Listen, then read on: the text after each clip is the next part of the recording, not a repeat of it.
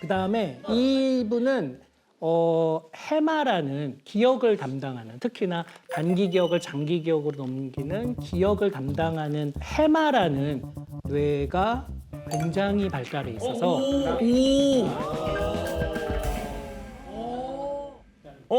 난 아니다. 없어. 굉장히 발달해 있어서 기억력이 굉장히 좋으시고 주름도 사실은 되게 많은 편이고요. 네.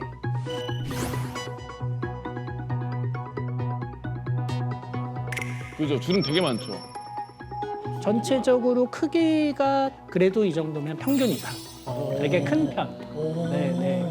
무엇보다도 기억력이 좋고 좀 놀라운 거는 여기 보면은 세영 씨는 여기 두정역 여기가 이제 수리 계산하는 영역인데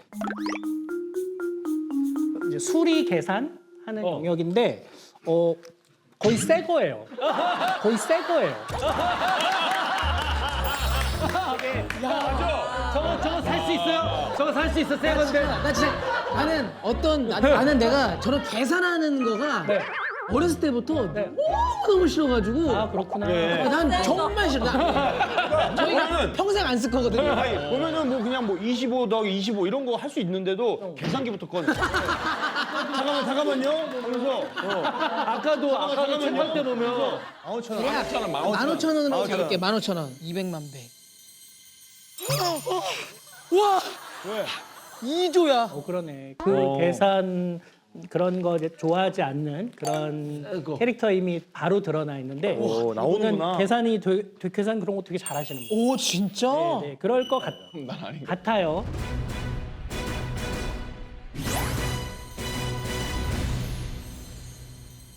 오 진짜? 난 절대 아니다. 그럼 난 아닌가 보다. 제가 함부로 말하는 건 조심스럽지만 네. 이분이 바로 승기형이었어? 야 정확하네 그러면. 기억력 좋고 계산 잘하고. 그러니까. 이야. 아 얘는 9장이나 모았으면 한 장도 채우고 가야지. 뭐가 아파도 그렇게 말도 없이 낼름 없어졌대.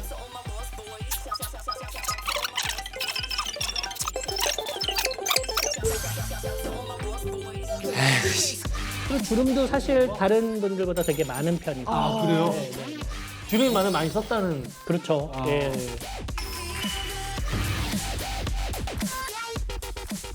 와. 그다음에 좌우뇌를 연결하는 게 교량이라는 곳인데 이 교량이 발달해 있으면은 좌우뇌를 균형적으로 사용할 수 있어요.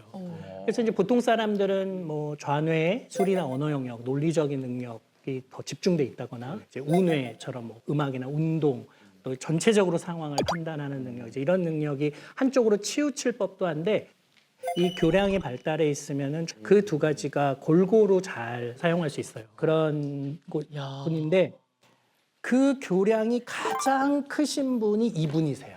교량? 네, 아까 말한 더 큰 분. 교량 어디가? 교량 어디가? 광안대교. 교량을 모르는데 괜찮아요, 근데. 아니, 교량이 뭐라고 했죠? 뭐에 좋다 했죠? 기억력 좋은 분에게 물어보세요. 교량이 뭐에 좋아? 자, 교량은 비유. 광안대교 뭐 이런 게 아니고 광안대교 뚫리니까 어때요? 가기 쉬워요. 쉽지. 그러니까 여기서 여기 쉽게 왔다 갔다 하는 거지. 다리의 교량. 같은 그런 역할을 하는 좌우뇌를 연결하는 그런 이제 영역이 있는데 그 교량이 가장 크신 분이 이분이세요. 누구죠? 형 기대하지 마. 아니, 나 의외로 아니, 격투기가 얼마나 지능이 좋아야 되는데. 저예요? 되게 좋은 뇌를 가지고 있습니다. 저예요? 되게 좋은 뇌를 아, 내가 교량이 있어. 괜찮아요? 네. 네. 아, 그러니까 뭐 다 양쪽으로. 네. 그래서 좌우 뇌를 균형 있게 잘 쓴다는 건 특히나 지금과 같은 시대에서는 우리가 뇌를 두루 잘 사용하는 사람들을 점점 세상은 원하거든요. 어떤 11세기형 닌자라고 항상 모토가 균형이거든요. 적당히. 항상 그 딱 중립. 근데 지금 앞에 보면은 네. 전두엽 쪽에가 까맣게 그냥 비어 있는데 저기는 혹시 왜 비어 있는 거예요? 여기요. 예. 네. 좀 왜 그러시지? 네. 왜 그러시지? 네. 그러니까 편안하게 얘기해주세요. 편안하게. 네, 편안하게 얘기해주세요. 편안하게. 밝히는 말 할게요. 여기요. 네. 전두엽을 많이 쓰지는 않으셔가지고 여러분 뭘 써요? 주로? 상황을 판단하고 생각이 없어. 눈치 없음. 야, 경우에 맞는 행동을 하고 경우에 맞지 아니함. 소름이다, 소름. 맞아. 좋은 의사결정을 하는 곳이고요. 그래서 좀 더 많이 쓰면 좋을 것 같아요. 상황 발달에 대해서. 여기 좀 맛있어 여기 아, 앞에. 나 신경 별로 안 쓰거든요. 그러니까요. 진짜 신기하다. 재밌다. 재밌어. 그리고 마지막으로 김동현 씨겠죠? 동현이 형 그래 뭐가 꽉 차 있는데? 네. 전체적으로 뇌의 크기가 아니 잠깐만. 아니 뒤에가 왜 이렇게 비어 있어요? 너는 왜 이렇게 까만 게 보여요? 왜 비어 있는지 저한테 물어보시면 우리가 그 말하는 머리 텅텅 비었다가 좀. 아니 그렇진 않고요. 전두엽이 꽉 찼잖아요 그래도. 네, 그렇죠. 여기 꽉 차 있고 아 그쪽을 형이 예민하게 많이 신경 쓰잖아 그런 거 상황이나. 그리고 우리 뇌에 이제 편도체라는 곳이 있는데 편도체. 거기가 그 공포를 표상하는 뇌 영역이에요.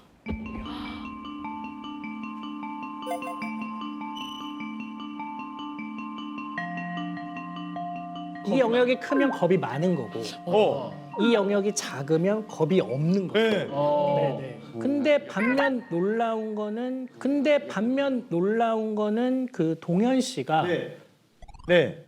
생각보다 겁이 그 편도체의 크기가 커요. 거의 많다고요? 네, 진짜 UFC 그러니까 그런 걸 하시니까 당연히 전혀 겁이 없을 거라고 생각했는데 겁 엄청 많아요. 그게 아니라 네,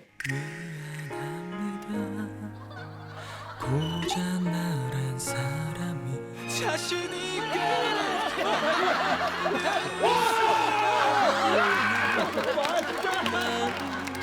의외로 겁이 좀 있으실 것 같기도 해요. 그러니까 이게 제가 사실 어렸을 때부터도 그렇고 지금도 고소공포증이라는 게 있는 걸 좀 최근에 알았고, 예, 어렸을 때도 사실 막 이제 폭력이나 이런 거 좀 무서워하고 좀 싫어하는 성격이긴 했어요 학창 시절 때. 네. 그래서 강해져야 되겠다. 그렇게 해서 격투기를 했는데 어떻게 하다가 여기까지 온 거거든요. 와. 그래서 실제 성격은 조금 그러니까 자신의 그런 공포를 아,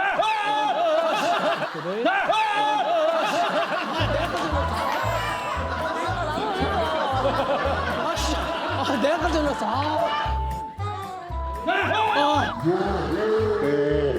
내가 깜짝 놀랐어. 내가 깜짝 놀랐어. 너가 그렇게 나서 놀랐어. 저는 항상 오빠 소리에 놀래요. 이런 너무 이렇게 겁이 이런 진짜 거 너무 많아요. 힘들어.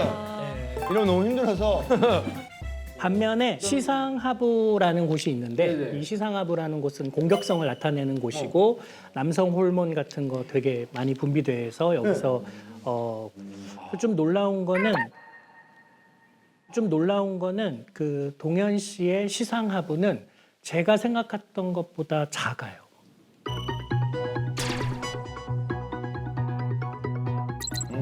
근데 의외로 순해요. 그래서 되게 공격적이신 분이 네, 아니더라고요. 완전. 엄청 순하고. 엄청 순하고. 그래서 사실 격투기 하면서도 약간 공격성 있는 스타일의 경기보다는 네. 잡아가지고 눌러놓고 못 움직이게 하고 약간 이런 걸 많이 해요. 제압. 제압하는 걸 좋아해서 네, 그래서 자세히 잘. 다 나오는구나 이런 게. 네.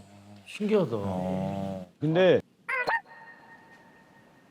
지금까지는 전 장점이 한 개도 없긴 했었어요. 아, 형 왜? 생각보다 안 하다. 동현 씨가 네. 생각보다 겁이 시상하고는 제가 생각했던 것보다 작아요. 아니 그러면 동현이 형 뇌의 극강의 장점은 뭐예요? 극강의 좀 장점. 생각보다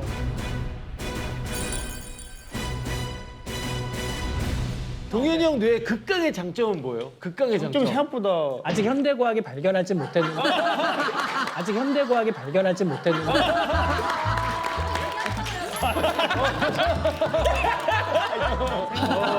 전두 컸잖아요, 전두요. 네, 그리고 그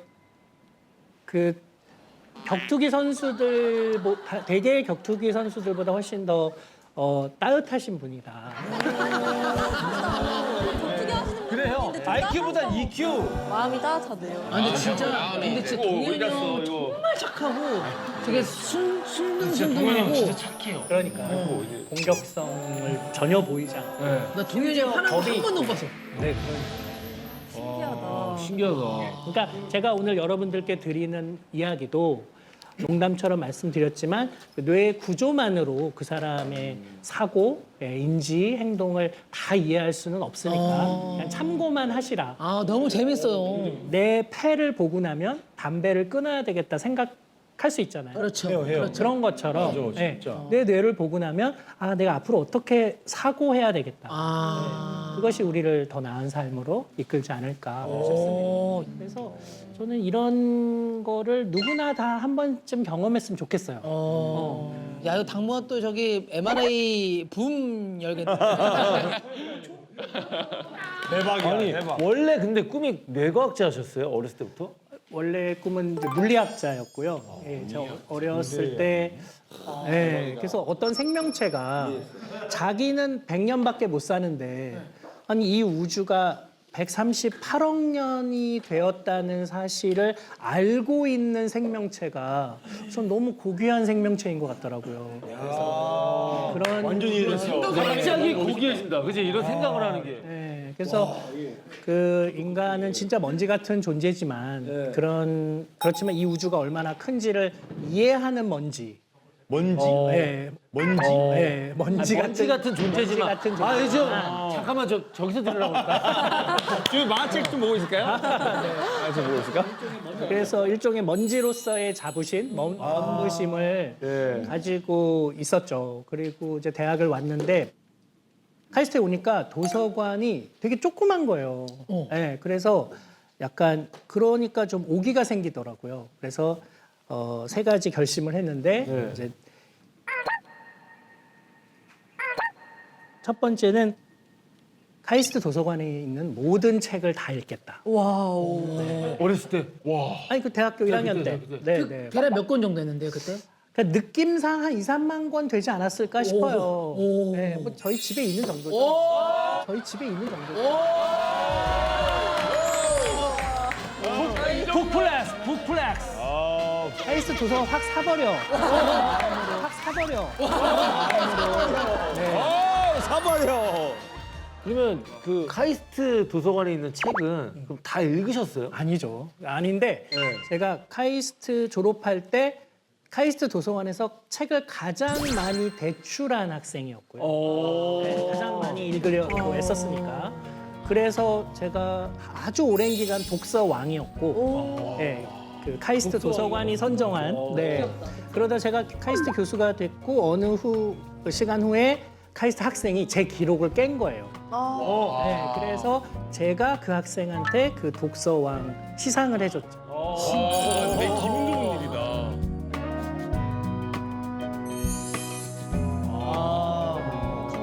그럼 아내와 아이들도 책을 좋아하나요?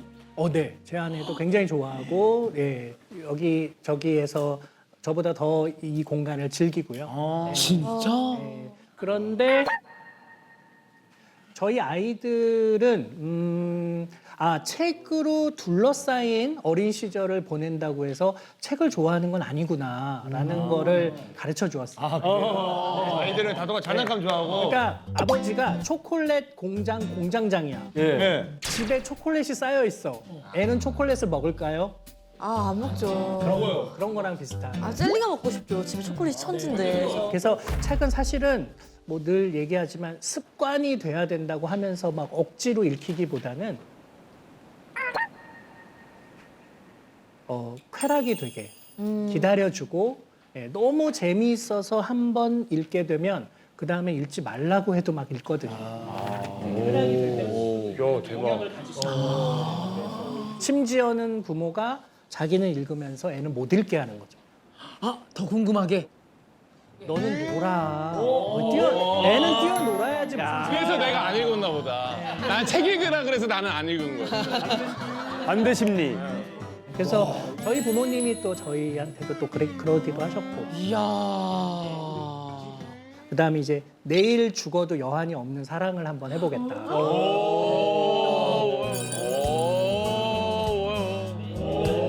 야. 그래서 사랑을 오히려 해보니까 내일 죽을 게 아니라 오히려 나를 더 사랑하게 되고 내가 더 오래 살아야 되겠다는 생각을 하게 만들더라고요, 사랑은. 네. 그래서 그 사랑을 찾으셨어요? 내일 죽어도 여한 없는? 그 대학 때 찾진 않았지만, 예. 네, 늘 이제 그 마음으로 20대를 보냈고, 네, 네, 그런 마음으로 결혼까지 하게 됐죠. 그러면 그 죽어도 여한 없는 분이랑 결혼을 하신 건가요? 그럼요. 지금도 그런 관계예요? 아니면 이제는 뭐 죽어야 여한이 풀리는 건가요? 여보 보고 있지? 여보 보고 있지?